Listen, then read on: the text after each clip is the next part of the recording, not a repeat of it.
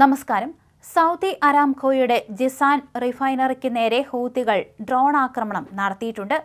ഇന്നലെയാണ് സംഭവമുണ്ടായത്. തീ അണച്ചതായി സൗദി ഊർജ്ജ വകുപ്പ് അറിയിച്ചിട്ടുണ്ട്. ഇന്നലെ പുലർച്ചെയായിരുന്നു ഇത്തരത്തിൽ തീപിടുത്തമുണ്ടായതായി സൗദി ഊർജ്ജ മന്ത്രാലയം അറിയിച്ചത്. ആർക്കെങ്കിലും പരിക്ക് പറ്റിയോ എന്ന കാര്യത്തിൽ വ്യക്തതയില്ല. അരാംകോയുടെ ഇൻഡസ്ട്രിയൽ സെക്യൂരിറ്റി ഫയർഫോഴ്സ് സംഘം ഉടൻ തന്നെ സ്ഥലത്തെത്തുകയായിരുന്നു. എന്തായാലും ആവശ്യമായ തുടർ നടപടികൾ ബന്ധപ്പെട്ട അധികാരികൾ പൂർത്തിയാക്കി വരികയാണെന്ന് മന്ത്രാലയം സ്ഥിരീകരിച്ചു.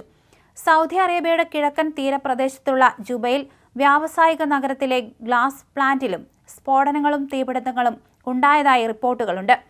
യമൻ അതിർത്തിക്ക് സമീപമുള്ള സൗദി കേന്ദ്രങ്ങൾ ലക്ഷ്യമാക്കി ഹൂതികൾ തുടർച്ചയായി നടത്തുന്ന ആക്രമണങ്ങൾ മേഖലയിൽ പുതിയ ആശങ്കകൾക്ക് വഴിവെച്ചിട്ടുണ്ട്.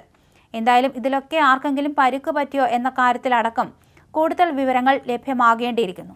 ഗൾഫ് നാടുകളിലുടനീളം ഇത്തരത്തിൽ ഇറാന്റെ ആക്രമണം ഉണ്ടായിരുന്നു. അതിനു പിന്നാലെയാണ് ഇപ്പോൾ സൗദിക്കെതിരെ ഇത്തരത്തിൽ ഹൂതികളും ആക്രമണം നടത്തിയിരിക്കുന്നത്.